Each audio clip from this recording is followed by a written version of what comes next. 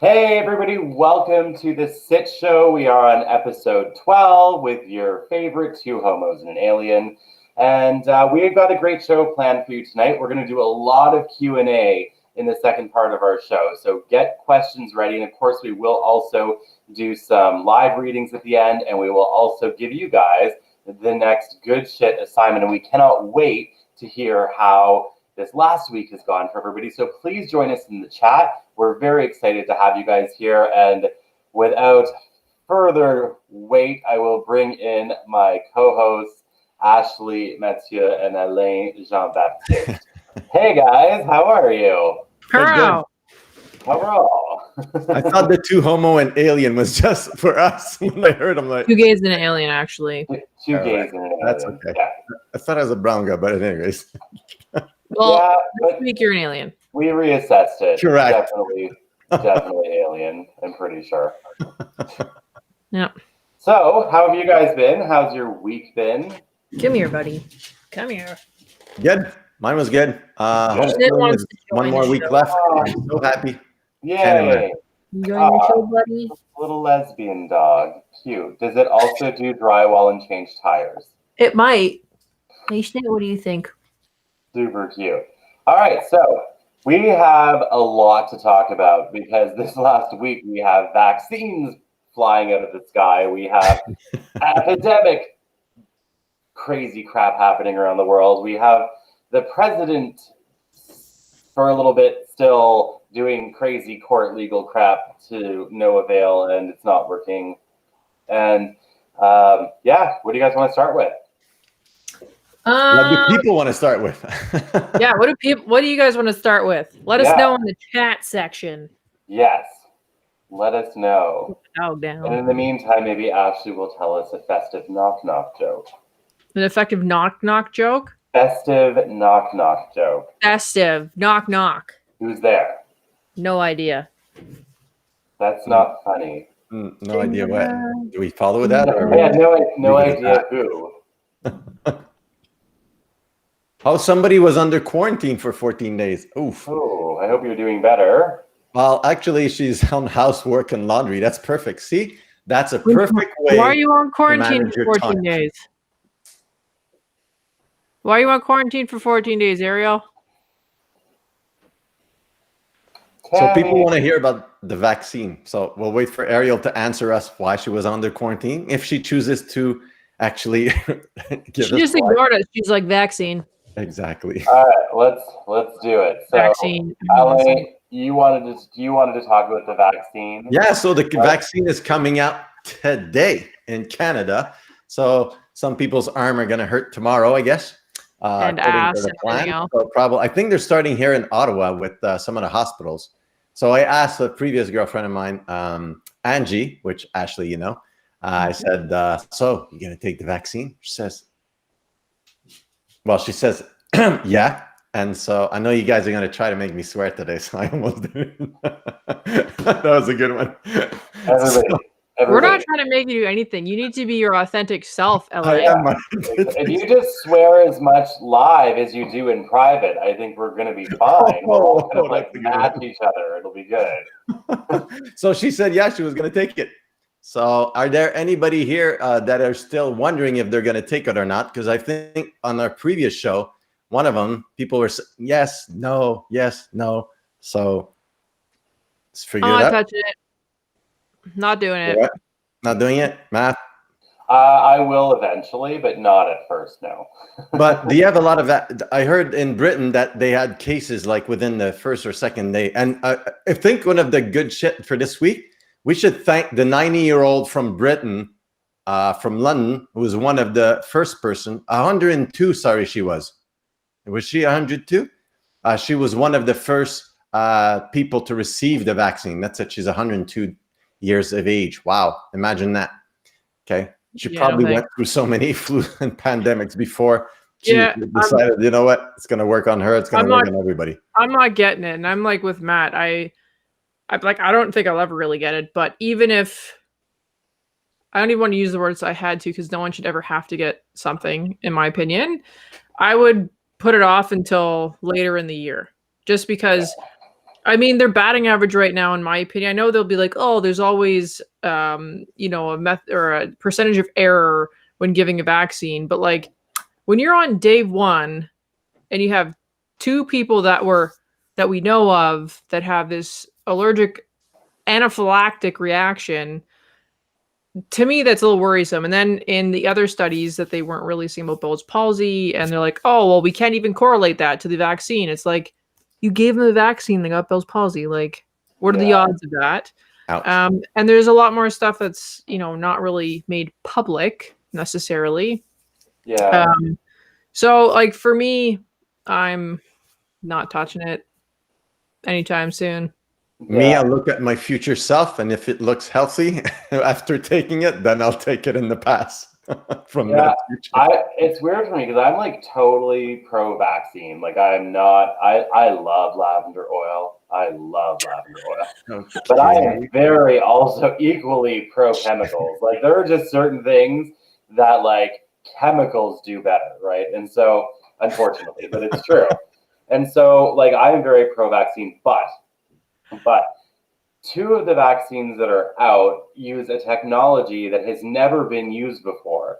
And that part makes me nervous, like very nervous, because the one thing I know about the human body is that when you lift one area up, another usually falls or whatever. So, you know, it's got to, when we're talking about health, we want to lift the whole body up. And I just don't know that technology has been around long enough for us to know exactly what it does, not in a few months, but in a few years, right? Because I think there's usually something else worse comes along, right? From the movie 28 Days later to 28 years later. Right, but I'm talking specifically about the effect it has on the body, right? And so it's a technology that uses RNA and in mRNA, and I don't know. I just don't think that we necessarily know enough about that 10 years from now.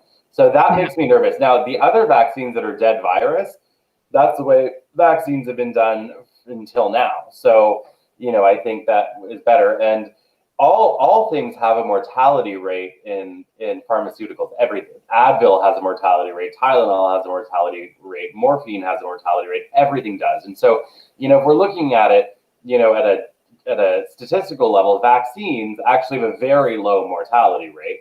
But I think people get freaked out because they look at the chemical profiles of these drugs and they're terrified. And, you know, not necessarily for bad reason. I think if the pharmaceutical companies were smart, they would say, okay, anti-vaxxers, you don't like thiomersal, you don't like mercury, you don't like this, cool, we won't use it then, we'll use something else, and then people would be cool about it. But this is going to go down a whole other rabbit hole in my head. So I will pass it back to you guys. What do you guys think the general public is going to think about the vaccine? Do you think it will be widely accepted and people will be jumping to get it? Or do you think people will be nervous like we are? I think there's going to be three different kinds of people.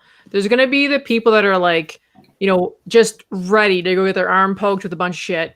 So there's going to be them.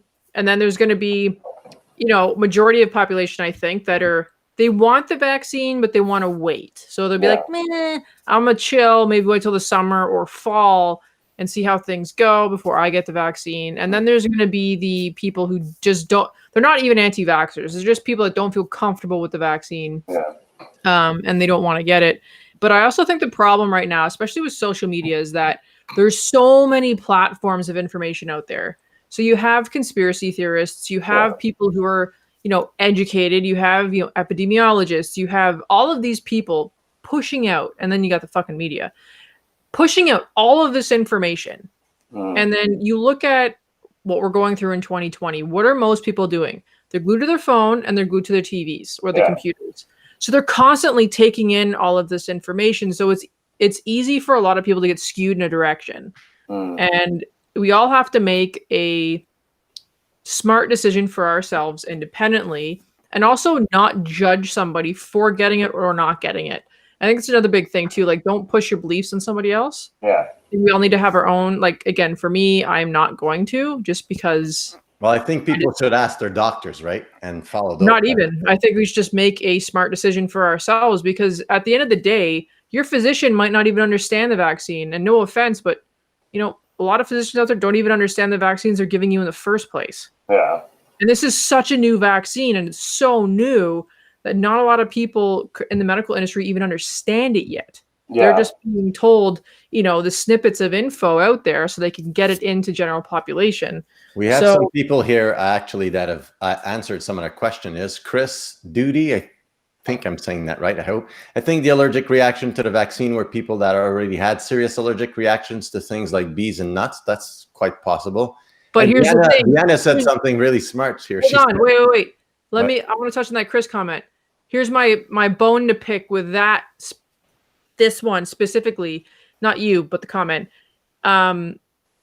is if Pfizer knew, which they did, that this vaccine has negative effects on anyone that has severe allergies, and this, what I just said about medical professionals not fully understanding, is that these medical professionals were administering this brand new vaccine to people, and there should be a screening of, do you have bad allergies or extreme allergies, or what kind of allergies do you have? And if you hit those notes and you say yes, yes, yes, you should not be given the vaccine, because it could be a huge health problem. And if Pfizer and these other companies like Moderna know that this is going to be a problem, you should be screened before you get the vaccine. Maybe we should do like Spain and wait till summer when they believe that herd mentality, herd immunity with the vaccine and people that have got it already. I'm just joking here. Deanna mentioned something that I found was really smart. She said, let's see here. I lost it. Oh, yes. I find the necessity of -70 storage. How can that be useful in a body literally more than 100 degrees difference?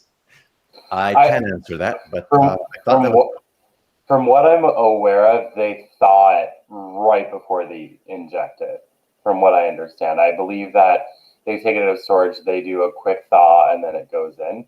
The need for it to be at -70 is to keep it stable in transport and storage. But once they're -85. Yeah, it depends. Actually, the Moderna one and the Pfizer one have different temperature indications. So I think the Pfizer one is the one that's -70, and the one that has to be a lot colder. I think Moderna can be slightly less frigid. So I was watching a thing last night, and there was it was in the States. It was a local company that's got hired because they have all the dry ice. Yeah. And they were saying that for them when they were packing everything, it has to be like -85. Yeah. I was like, and they have to replenish that dry ice every 3 days. Yeah, well, look, in Canada, they've asked the military to be the distributors for it which makes sense because their logistics are like ultra on lock. I mean, the military has like the best logistics in the world and the kind of equipment that's needed to transport that and to make sure it's really efficiently done. I can totally see why they've asked the military to distribute it. I think they are probably the best people to do it, honestly. Well, I think it's cool that, probably at this rate, end of January or February, like we predicted a while ago, things will get way better, hopefully.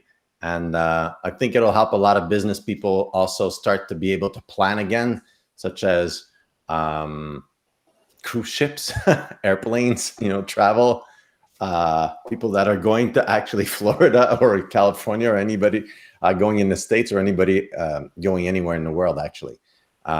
Because some countries have the rate of infection is it's just insane for the amount of people that they have, right? Yeah. It's so crazy. And some of them have got it twice. Now that's I was going to say a B, but that's unfortunate. Can you translate unfortunate into what you were going to say before that? I'm good. I really hope we get you to say one swear word at some point. That's when I saw your TikTok. I'm like, we seriously need your help. So now I'm focusing on that. we need to get LA to say one swear word by the end of this episode, and we need your help. You guys get creative. What's this? My big problem with the vaccine is nobody knows. No, somebody said something about the government against the vaccine. Matt, can you move me to up? Oh, okay. Yes, let me try. So if I do this, and then this, and then I really hope this works. This. Okay. Says you're coming back. Coming Okay. in hot. Cass said, Alain, your parents aren't watching. Go for it. That's Try this again. Maybe if I move a good one. this over. I really need to just sit and practice doing this. Oh, here we are. My It big problem with the seriously vaccine. is. Do you want to say it or do you want me to read it? Whatever, just leave it. Is that better? Whatever, just leave it. All right. I like what we're saying. For things if things go wrong. But in the U.S., somebody just wrote that their government is saying there is no, if it goes wrong, I guess you're on your own. Yeah, Sued for any adverse effects or death if it's taken. Well, that's enriching. Yeah, in Canada, they're rolling out this vaccine. Like when a vaccine goes wrong, people will be compensated, but they don't know how much it is or what qualifies as wrong. Exactly. $25 gift card to Tim Hortons. My arm just fall off. No, that's not because of that vaccine. If your arm falls off, it's a $50 gift card. Exactly. At least. And it has to be by end of year during the holiday season. Yeah. Like, I really don't know what that's going to look like. Like, which, I get why they're doing it. They're trying to encourage people to take it, but honestly, if the government's like, hey, we're gonna compensate you, we're not gonna tell you how or how you could get that. Like, it could be so strict that they can just get out of it. Like, insurance companies, you buy like this amazing insurance plan for something, and then the smallest little thing, just like you can't. Yeah, like I did when Storm was born to find out they didn't cover autism. Really smart. Wow. Yeah. But anyways, I think the thing to take out of all this is it's good to have a discussion over it. But again, it's a personal choice. So just remember to inform yourself properly. Don't just go with it just because, your belief system says, I'm not going to take it just for not taking it. Find out, make the research, go see your doctors if you have to, and make a responsible choice for you and your family, right? And the people around you. Because some people, somebody said a while ago, they're on the front line. So in terms of nurses, she said they didn't have a choice. I'm not sure if that's true or not in Canada. But in that sensing, you want to protect yourself and the people around you. So that's why we're doing those lockdowns, which in effect right now, since they're sporadic everywhere at different degrees, it's not really working, I think, is it? No. So that's a surprise. And apparently, like in Quebec, people are really struggling without the Christmas spirit being a thing. I feel really bad for them. What are people doing? We should ask people, actually, what are they doing? I know for myself, we just decided that we're not going to my mom's because in Quebec, you're not allowed to have anybody else except if you're alone. You're allowed to have one person, but there's no gathering. So I suggested like a month and a half ago, Zoom. They all laughed at me. Now it looks like we're probably going to be. Here's my thing. This is like my stupidity report about this lockdown on the Quebec side. So my actually stupidity report about this is you have the province of Quebec not taking a regional approach to their lockdowns like we did in Ontario, which is working. And you have people from like right across right here, there's a river. Across that, Quebec. So you have people coming in from Masson-Langer, from Gatineau, Elmer, Hull, and they're just crossing the bridges or taking the ferry, and they're coming over to Ontario. Hey man, I'm one of those. Doing your thing. Well, no, but I don't mind it, but at the same time, if you have these areas that are not heavily affected by COVID, they're right beside us. Like, why is there no regional approach to the province of Quebec like we did with the province of Ontario? So our downtown clubs, we had to put up our capacity signs today at my downtown club because the Gatineau people are coming over to work out on the Ottawa side, which we don't have a problem with because we're huge and obviously physical and mental health. So we don't have a problem with it. But when you have all these people coming over to do their Christmas shopping on the Ottawa side and then going right back home, why can't these towns and cities have a regular Christmas? Why are they being punished by Montreal and Quebec City and all these bigger places? I think that there is Etienne was saying that there is a color, like it's different per color system, I believe. So if you're in red, it's like zero, nobody, like, you know, heavy charges and fines if you're caught having anybody. I think in some of the lighter colors, you're allowed to do a little more. I could be wrong, But why are the gyms closed and restaurants closed in Hull, Elmer? they're in the red zone. Yeah, but that makes no sense because their numbers don't even. Well, the numbers. if you look at Peel in Toronto right now, the numbers they're still saying it's not working as thought. It's ridiculous, but you look, Gatineau doesn't have those numbers. Elmer doesn't have those numbers. And there's these small businesses that are being punted right now. I know, but it's on Montreal. It's preemptive strike, right? You don't want to wait for the numbers and then do something about it. You want it to cut the head off. Yeah, but their number, what I'm saying is their numbers do not reflect or are not the same as Montreal. That was like us being lumped in with Peel in Toronto, and our numbers were not that bad. So what's happening to Elmer, Hull, and Gatineau and Masson and these small towns is what happened to us. And I don't think that's okay. I don't even live there. But like, I don't think that's okay. And now all of these people can't have a regular Christmas. And now I'm worried about, you know, what are the suicide rates going to be this year compared to last year? What's the depression going to be like? You know, our frontline officers going to be inundated with mental health calls. Yeah. Like there's a huge ripple effect towards this, and correct. I think it could be handled differently. Yeah, yeah, no, I think so too. Like I don't know, it's unfortunate. So, should we get into our Q&A with everybody? What do you guys want to talk about? What big things do you want to know about? Do you want us to predict world events? We're not going to do our readings just yet. We're going to still wait a bit for that. But what would you guys like to talk about? Let us know in the chat. I like that. Small stores are closed, but you can go to big box stores where more people frequent. Big businesses win, little guy fails. 100%. Erica said the Mennonites, I hope I said that right. Mennonites, yeah. We are hit really bad, and it's super sad because it's such a tight-knit community. Yeah, unfortunately, those communities become super spreaders really fast because of the level of interaction that are, like you said, close-knit. Same thing happens with I forget. That's what happened up in one of the reserves north of I think it's Manitoba. Well, if you look at, I think it's Nunavut or Iqaluit, which is, I think, the capital. I think they started with 0 cases for a long time, and now they're up to over 70.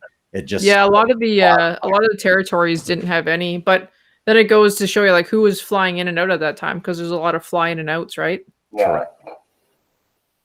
Yeah, no, very much so. Céline Dorion. I'm suck at pronouncing names. Sorry. What is in sight for 2021, guys? Oh, that's a good question. That's pretty wide, though. Yeah. Okay. Where would I put? I don't even know where it is. Okay, wait. Céline, let's narrow in on that question. Actually, that's a good one. Donald Trump will finally be out, as we said right now. All of his things. We already know that. That's not a prediction. I know, cheater. But no, some people still thought he'd come back.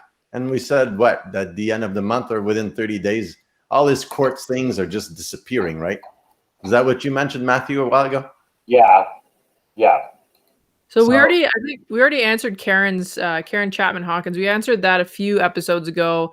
When do you predict the election debacle will be over in the U.S.? And I think we had all answered that one. Yeah. What's the date? December 13th. I still think it'll keep going on a little bit, like murmurs, even when Joe Biden comes up. For people that are conspiracy theorists, so I'd give it. It'll die off in a March. A couple of months after, and then I think it'll die off in March. Die off, just like my fire pit when I don't put any more wood in it. No, I definitely think that. I definitely think March is where it's at. That's also my feeling as well. Correct. Let's see what other predictions. That's not really clear. We should focus on one in particular. How about have a little fun, LA. Make it wild. Really wild.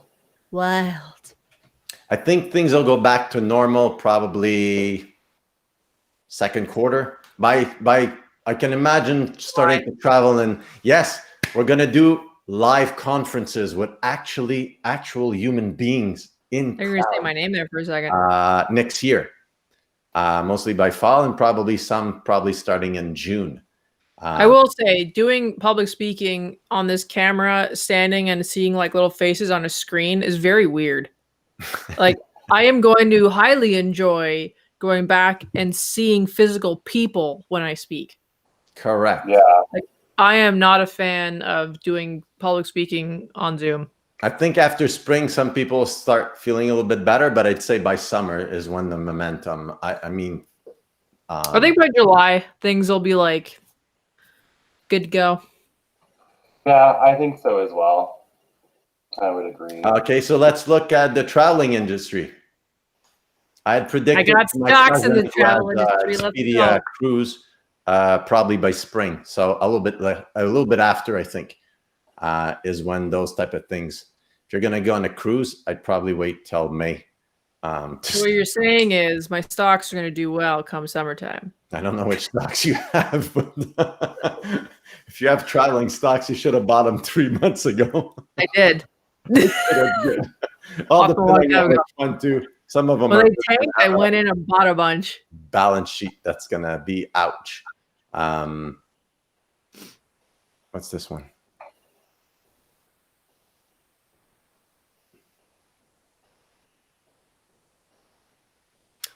Oh, somebody's in Western Australia. Karen. I can't click on that link. Damn it.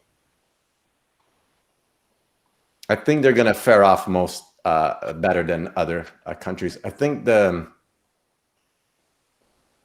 terms of long term, I still think it'll take 2-3 years for the governments to get something a little bit more robust and structured for the next pandemic coming up.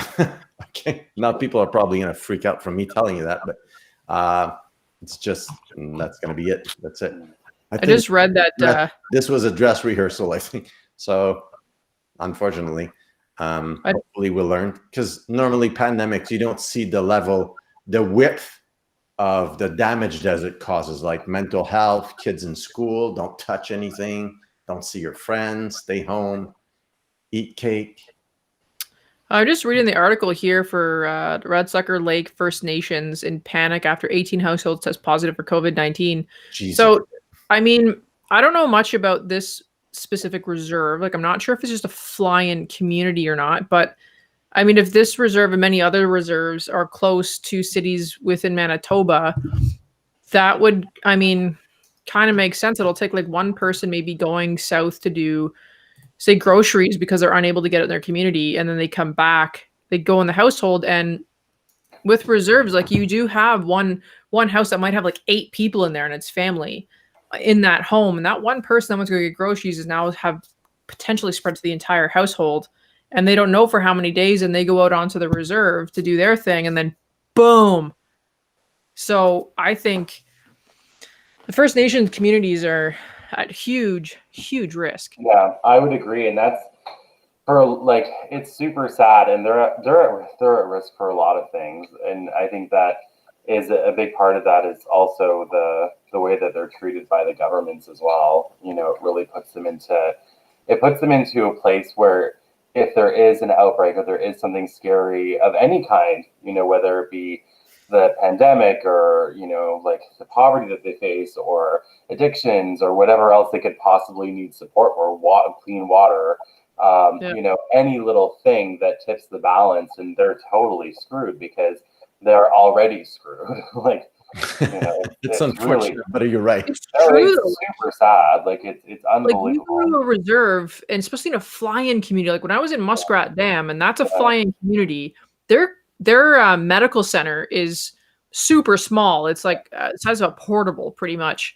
And imagine having Red Sucker Lake First Nations is a reserve of 1,000 people. Yeah. Muskrat Dam is less than that. But just see, at 800 people, and, you know, 30% of that population right now has COVID. Imagine how inundated that tiny little medical center will be. And you know what? Chances are that the medical staff that are there, which is like 5 people, probably all got COVID. And it's so hard. To me, it's heartbreaking. Like, it is unbelievably heartbreaking.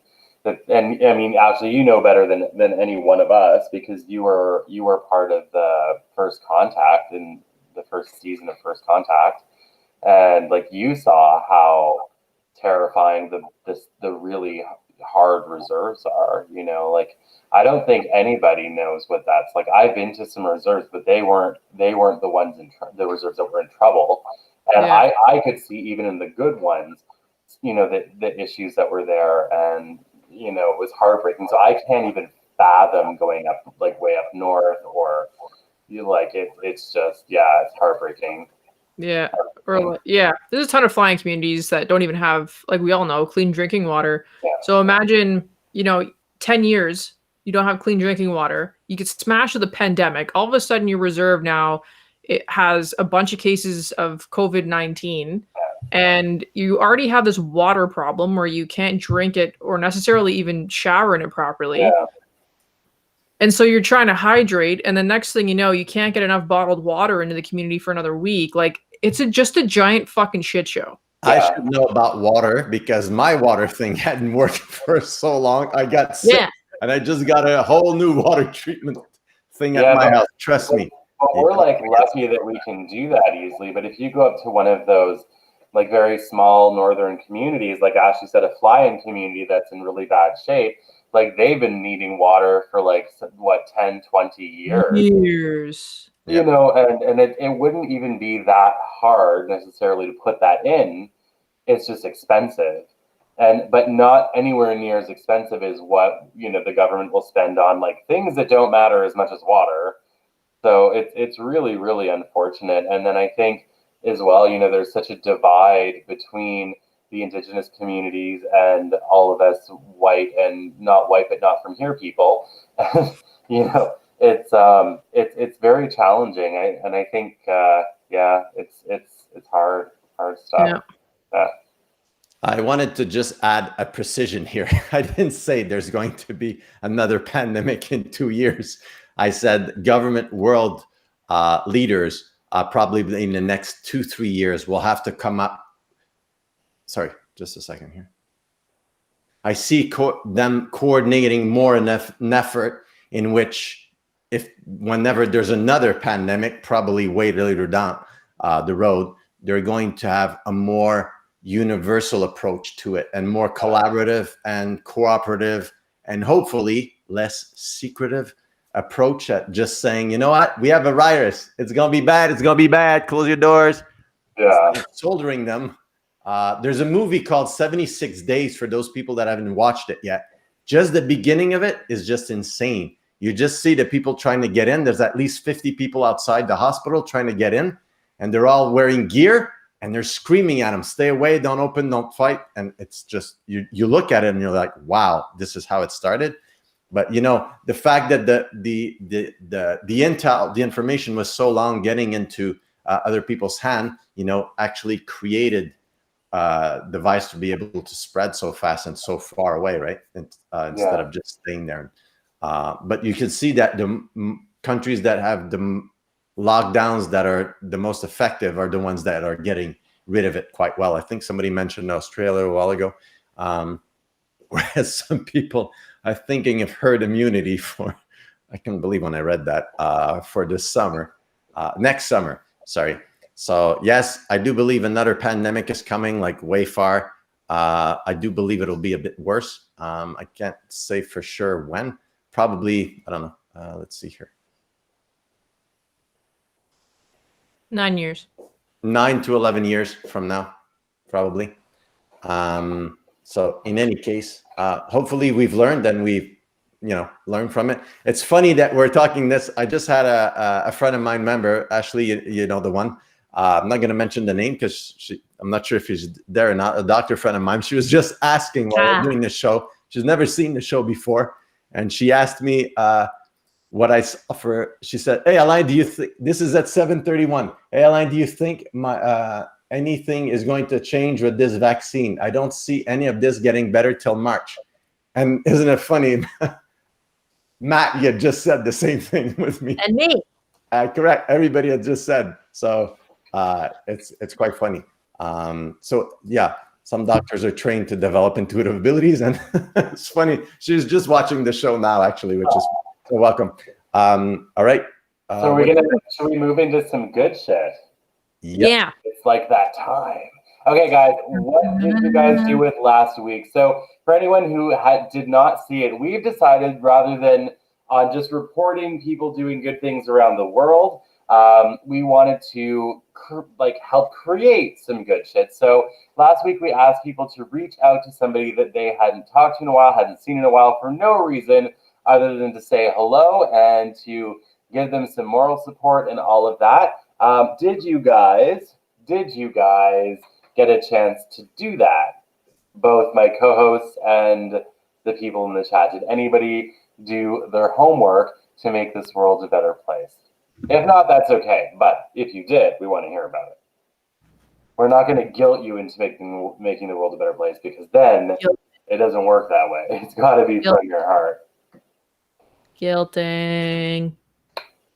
Oh, don't forget about the giveaway thing. Are you sure? Yeah.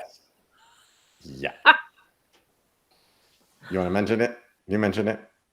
I gave you the link because you have the link. Sorry. I didn't want to. What? Well, I didn't do that, but I did pay for someone's groceries last week. Love it. Very good. Good job. Very Awesome. good job. Awesome job. That's so cool. Awesome sauce. So we had one person who paid attention. Perfect. Mariana says, I did. It was great catching up with folks. Beautiful. Oh.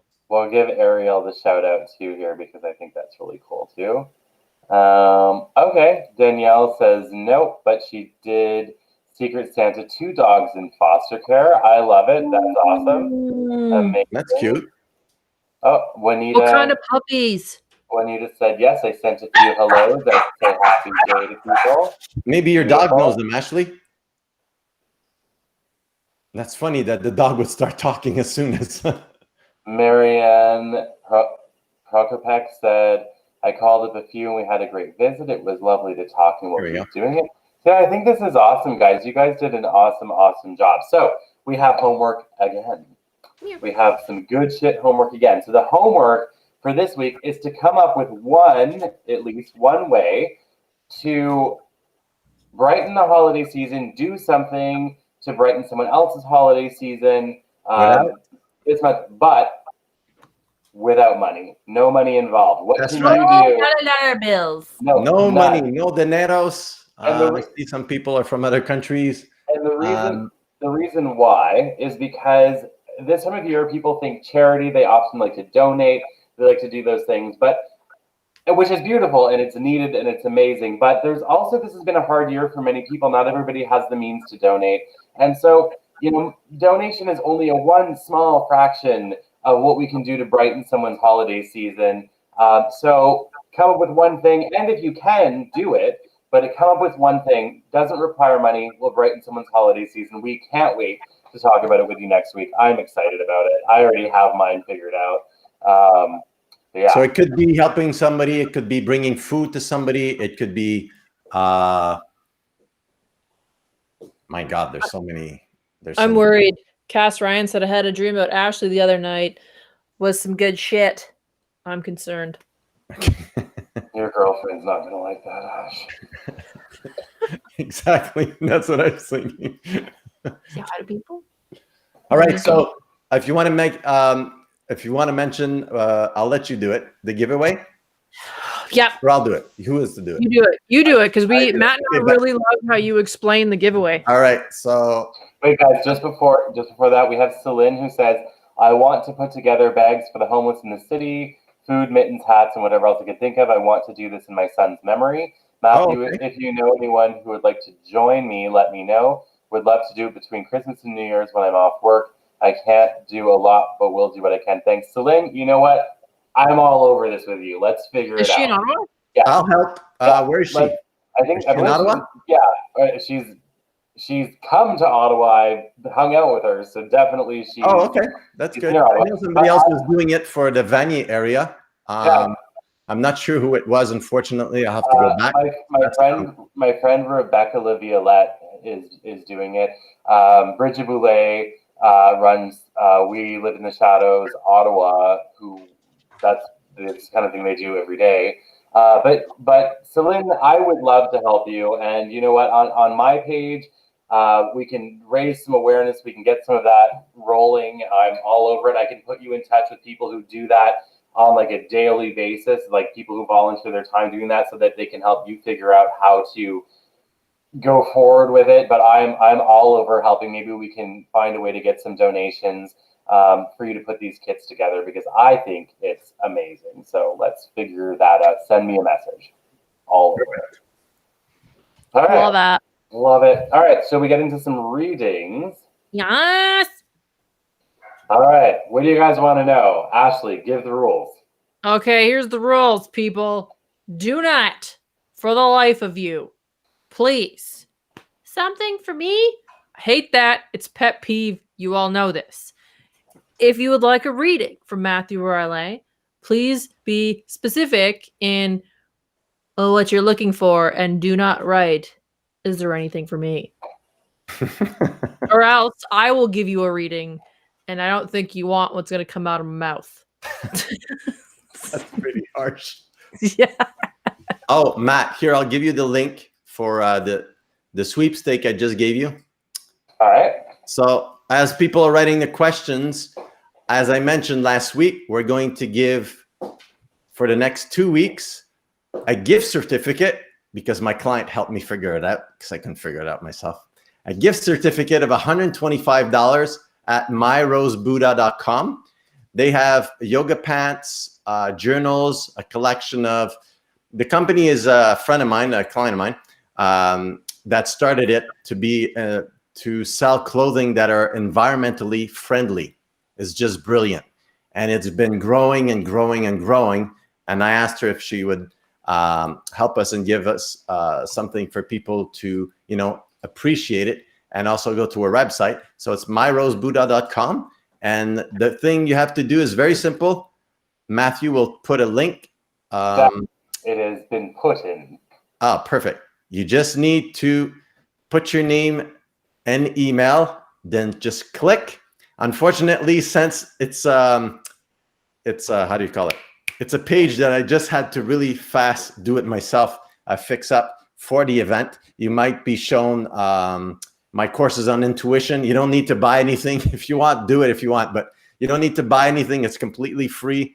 Just put your name and email, and then we'll do the next week. We'll give who the prize winner is, and I'll be sending it off to you, contacting you, and then seeing it off, the $125 gift certificate.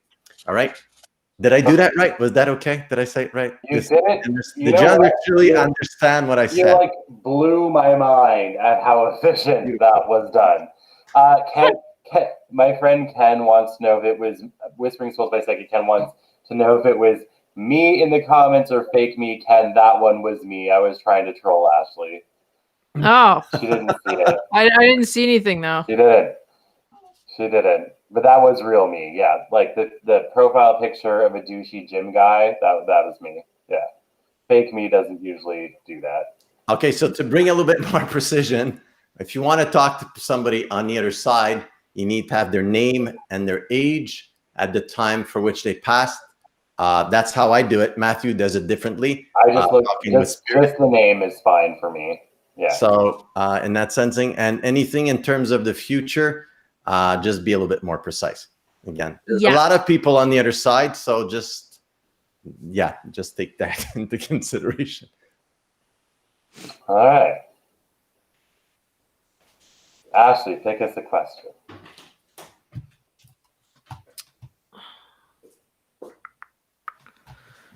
All right. Where's my... Oh, it keeps moving. Who's this? Deanna Hazelet. I've struggled with anxiety and depression my whole life. Recently, I have tried to make a shift and exercise almost every day, and it helps my mind afterwards. but I am so worried I won't be able to continue. Any advice on this, guys? My question is, continue with exercise or continue with depression? Oh, that's her right there. Okay, I've struggled. What's your age, Deanna? Just so that actually I can use 2020. I've tried to make a shift.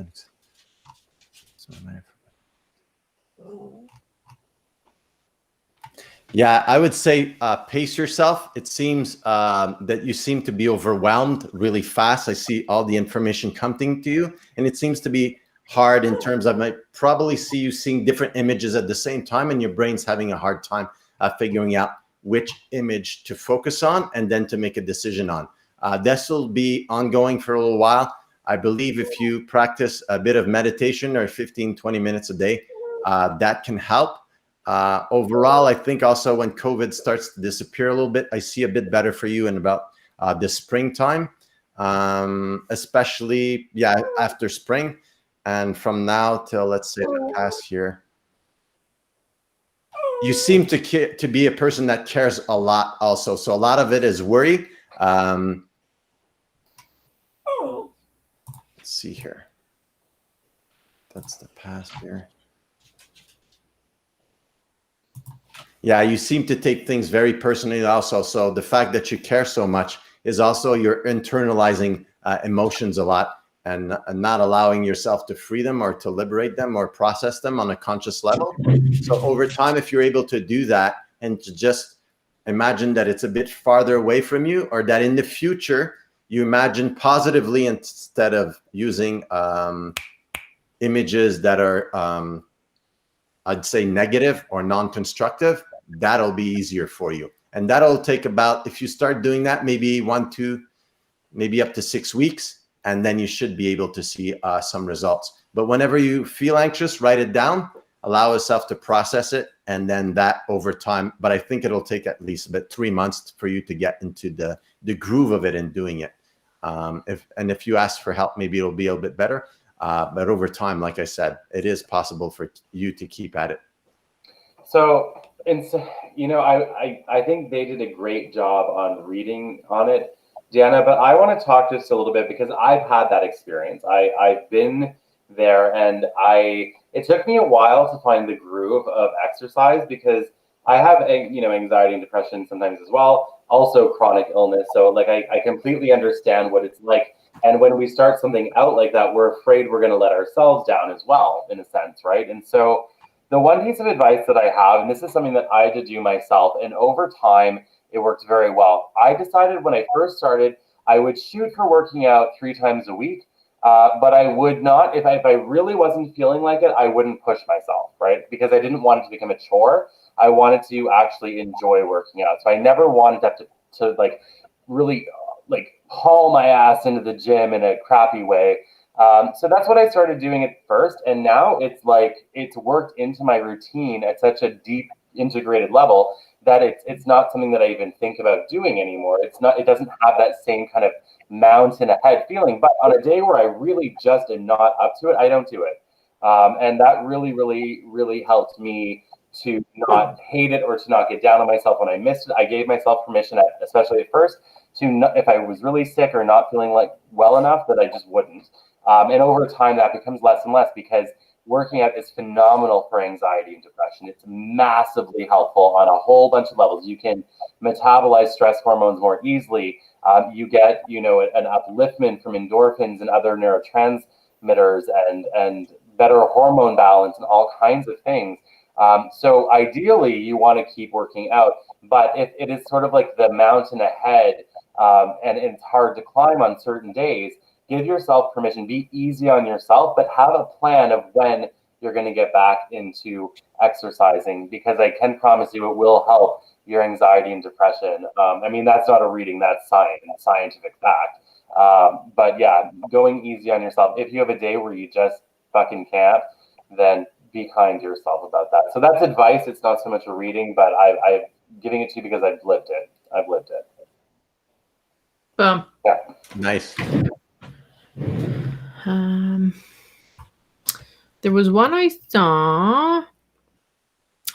Kenzie I can't pronounce that. My dad's name is Joe. He passed away 2 years ago on Tuesday. Condolences. I have been looking for any type of guidance from him. What are his signs that he gives me to show me he's with me? Day 3 out of a very abusive relationship, and just feel I have no one to protect me since he's passed. And I just could hear some comforting words. All right. Let's see. You want to go first, LA? Just a second. Somebody had just texted me at the same time, so I have to read the question. I'll let you do it for a second. Watch your phone.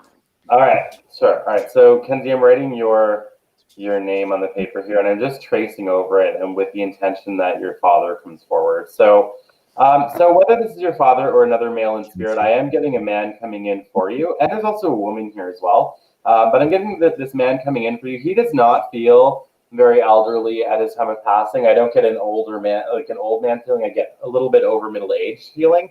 I also feel very drawn to more than one illness at his time of death. Like my heart feels really intense. So to me, this is like heart or lung problems, but I'm also very drawn to the idea of an illness that he also had that lasted for a long time, that spread through the body or moved around. So that can be cancer or something affecting more than one part of the body. I also feel personality-wise, I get a really good humored man coming in. I feel like he was funny and kind. I also feel like he was kind of hard-headed, though. I feel like he was a little bit on the stubborn side. I do also feel like he is sending you a lot of love. He's also talking about a woman who's also still on Earth that feels off to the side of you, Kenzie. So that could be a sister, friend, or cousin that also knew this gentleman. I feel very strongly that the message is that he wants the two of you to come back towards each other. So if there's been fighting, arguing, something like that, he's showing forgiveness to be an important thing. The woman that was around you that I could feel, she feels like a mother or a grandmother vibration. I'm going to go more towards a grandmother energy. She is showing me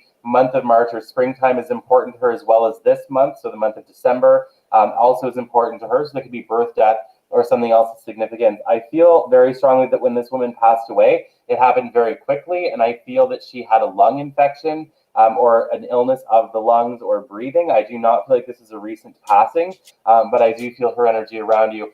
They're wanting you to know that you have everything that you could need within yourself to protect you. They are congratulating you from walking away from this relationship, but they're wanting you to know that things are going to be okay. And I don't know who died in a car accident, but I get a young male around you, but he's not standing right beside you. So to me, when somebody stepped away a little bit, it usually means that they didn't know you, but they know somebody that you know. If you know somebody who knew somebody in spirit named Tyler, or a teen name who died in a car accident young, is like a teenager or maybe in his 20s, I am seeing that, and he wants people to know that he's okay. So whether you already know somebody who that will fit with, or whether you will meet somebody tomorrow at the coffee shop who says, oh my God, my brother Tyler died when he was 19. You know, whatever that is, however that works out, just let them know that he's okay, because he is very much okay. And Kenzie, the last thing that I have for you is I'm stepping out of your energy. They are wanting to acknowledge your own empathic ability, and they're saying that you feel everything, and they're wanting you to know that this will get easier for you. They're saying the anxiety will get easier for you, because now that you're out of that relationship, when you heal a little bit, you'll actually get some major rest. And I feel like that's very important, because there is a lot of exhaustion. All right, so that was for Kenzie Atencio. So, Matt, I don't want to interrupt you because it's so good. But I'm having this person here. He's pretty large. I mean, large like that. He has big hands. In terms of your question, how do you know that he's there? He's showing me cooking. I'm not sure if you're cooking a lot, or I see this huge pot. It seems they're either, I don't know, it could be spaghetti, it could be soup. It's as if when you're making food that you're there. This person was very family oriented, such as you. Like Matthew mentioned at the end, because this person kept interrupting me and I kept going like this, wait a minute. So Matt could finish. Yes, thank you. So in terms of your energy, very intuitive, very, very caring, profound woman that he's mentioning. You care a lot. You seem to care very much about your family, so that he, and I'm not sure if it's your community, but people around you, very easily able to talk to. And from what I'm getting, you're also a woman that likes to help others, and very humble. From what he's saying right now, he misses you a lot. Talking about your son, I think. I'm not sure the person is a male, a little bit older. It's not just a kid. I believe. And what else? You'll do fine. It's just going to take a couple of months and you'll get back on track in terms of being there. He wants you to know that he's there behind you, seems to be on the left.